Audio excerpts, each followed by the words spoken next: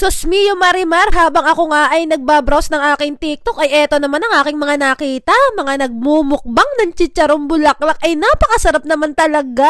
Kaya naman na nga naman ang mga nagmumukbang na are, hindi nyo ba alam na walang mabibilhan ng ganyan dito sa Japan? Ay papahirapan nyo na naman kami kung paano kami makakatikim ng mga ganyan chicharong bulaklak dito sa Japan. Pero nga dahil ibig na nga akong kumain ng chicharong bulaklak, ay gagawan natin ng paraan yan. Kaya naman dali-dali akong pumunta kay ate at pinakita ko nga yung video. Sabi ko gusto ko kumain itong chicharon bulaklak. Sabi niya ako na ang bahala, pumunta ka sa grocery stores at bilhin mo tong bagay na to. At dahil nga na-excite ako ay gagamitin ko na lang yung aking nabili sa Siapi na time machine. First time ko nga lang gagamitin tong time machine kaya hindi ko alam kung gagana. Eto na nga, nasa time machine ako. Ang bilis nga sa time machine, 3 seconds pa lang nandito na kagad ako.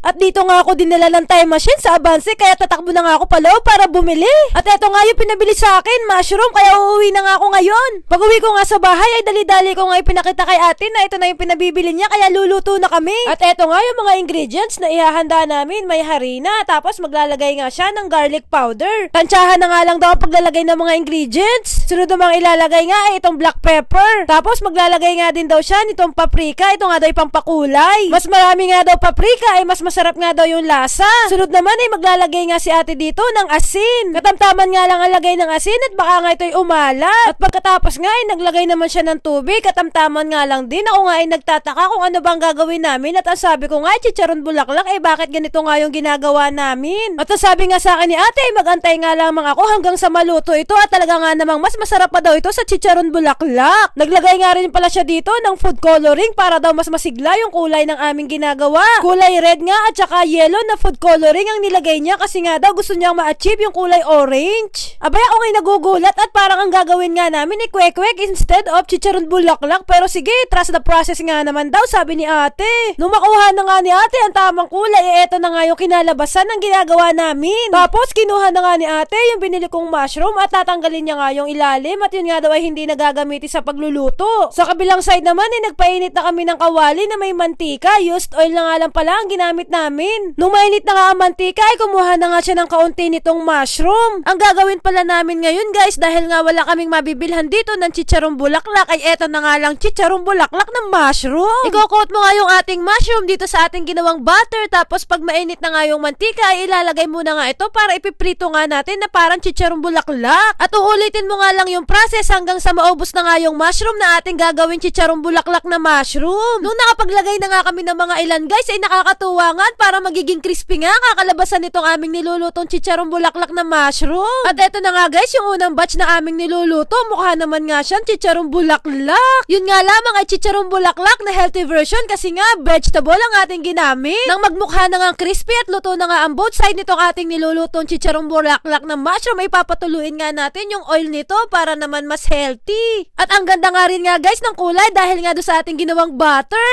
Nang matapos na nga naming maprito lahat guys, ay eto na ang kinalabasan ng ating chicharong bulaklak na mushroom. At syempre naman guys, ano pa nga bang ibang gagawin natin pagkatapos nating lutuin itong ating chicharong bulaklak na mushroom ay di magmumukbangan na nga tayo. Para nga sa mga mamshi na mga may anak na hindi masyado mahihilig sa gulay ay subukan nyo itong recipe natin na chicharong bulaklak na mushroom.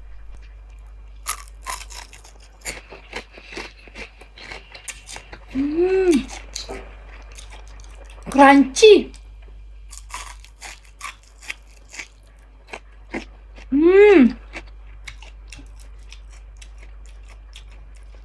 Grabe, ang sarap.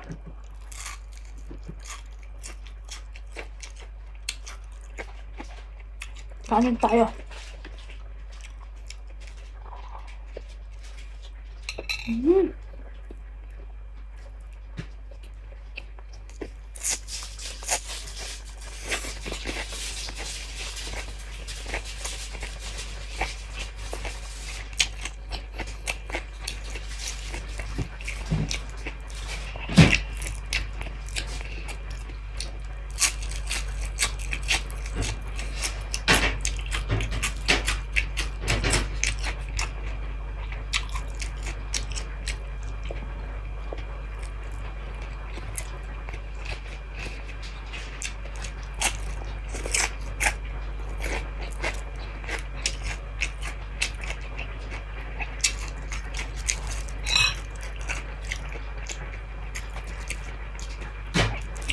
Sarap.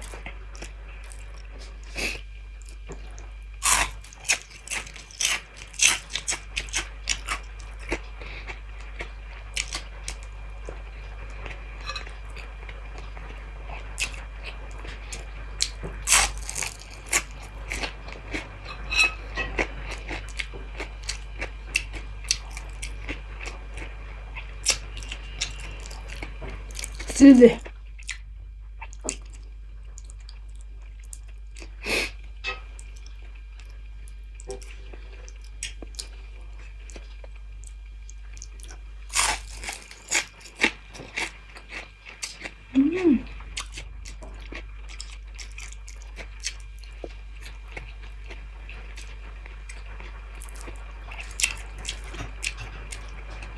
Grabe naman talaga guys, wala akong masabi sa kinalabasan ng ginawa namin chicharong bulaklak na mushroom. Kaya naman subukan nyo rin itong recipe na to, napaka-healthy pa. Hindi mo na nga rin po problemahin ang putok-batok dahil vegetable naman to. Ang poproblemahin mo na lang ay maputla mong uso. Hanggang dito na lang muna, huwag nyo kalimutang mag-like at share ng ating mga videos. Jane!